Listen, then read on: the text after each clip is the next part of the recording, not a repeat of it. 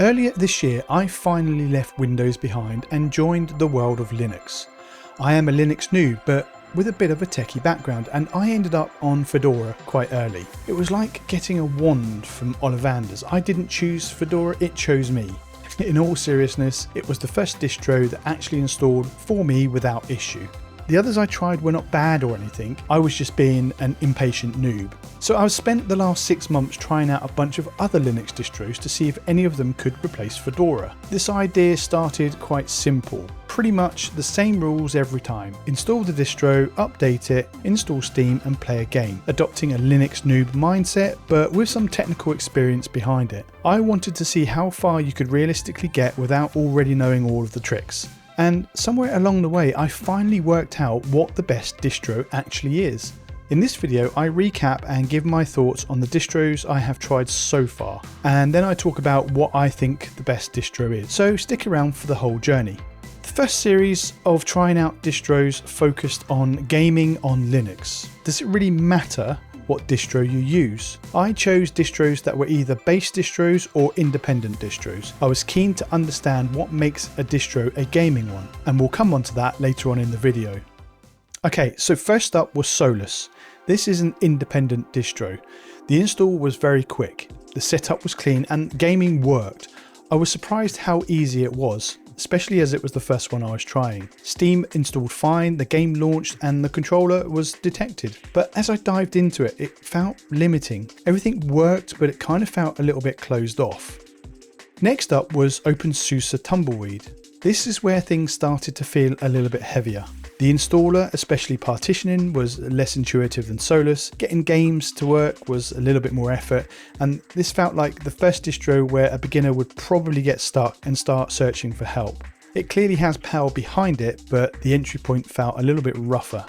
Then came Debian. It behaved pretty well, to be honest. Steam installed, the game launched and the controller worked. The issue I ran into was really to do with Proton related, and it wasn't Debian itself. I knew that installing something like Proton GE would likely fix it, but I deliberately chose not to. The point here was seeing what happens without extra tweaking. This episode made it obvious how much Linux gaming success on base distros depends on knowing what to install, not just the distro that you pick.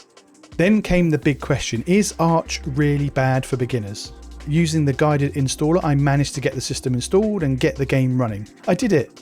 Yay! The idea of building out your own system from baseline install does appeal to me, but I don't really want to spend weeks in the wiki. Arch did feel a bit fiddly and old school to me. Lots of steps, lots of decisions, very little guidance. It works, but it demands effort and attention the whole way through.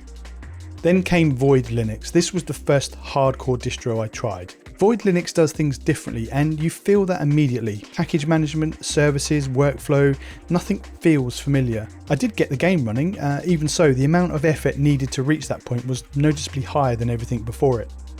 Then was one of my favourites, which was NixOS. This one was framed as the final boss, but not because it was really hard. NixOS forces you to think differently. Configuration files, rebuilds, and a declarative approach where you describe what you want in the config and then rebuild the system based on that. It was challenging, but it was consistent, and I loved the logical approach. I confirmed to myself that gaming was possible, but the path to get there required a little understanding on how NixOS works.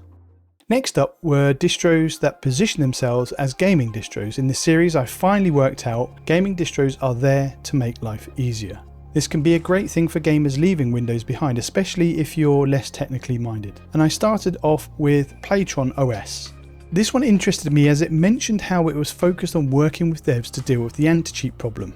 It was an easy install, but it immediately stood out because you have to sign in to use it, very similar to Windows. That alone will be a deal breaker for some people, but since the episode and in the comments I found out that it's backed by a crypto investment too, which completely put me off. It is simple though, gaming first, very locked down, and it does exactly what it claims to do.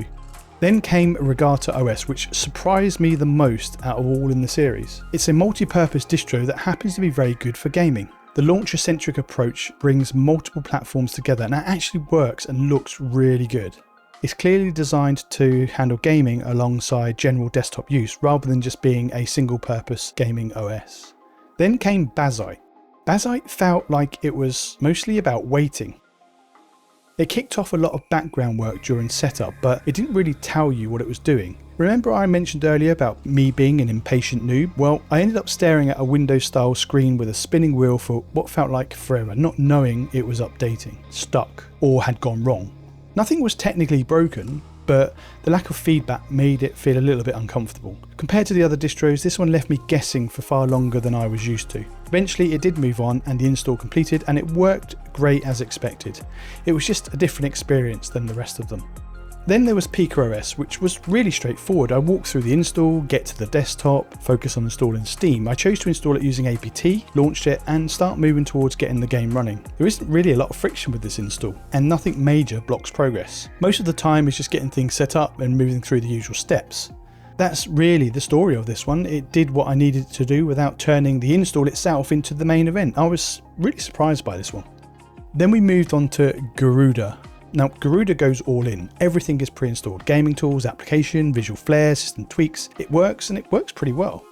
But this episode reinforced something important to me. Adding more does not automatically improve the experience. Then came Nobara Linux. Now, I think Nobara was the closest thing to a serious contender to get me away from Fedora, but probably because it's Fedora, with the extra steps done for you. It's built by the creator of Proton GE, and Nobara feels really practical. Steam, creative tools, and sensible defaults are all there without unnecessary friction. And the game that you play at the beginning while installation happens was genius. Well played, Thomas, well played. Now, SteamOS. Well, this was the one that originally got me interested in Linux in the first place after watching that Linus Tech Tips video.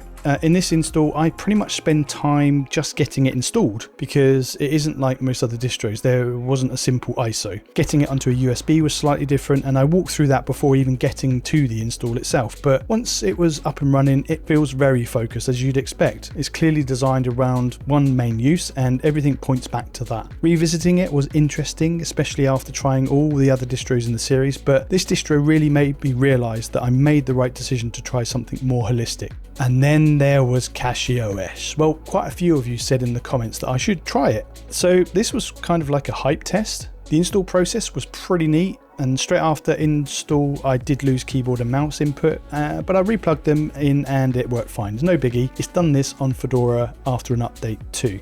What I really like about CachyOS is that it takes the base system approach. Steam isn't pre-installed, and I actually quite like that philosophy. You build what you want. Now, I missed some of the obvious steps and hit some package selection errors when installing in the gaming extras, but once everything's settled, performance was generally impressive. More to come on this one for sure. So after going through all of these, something became very, very clear.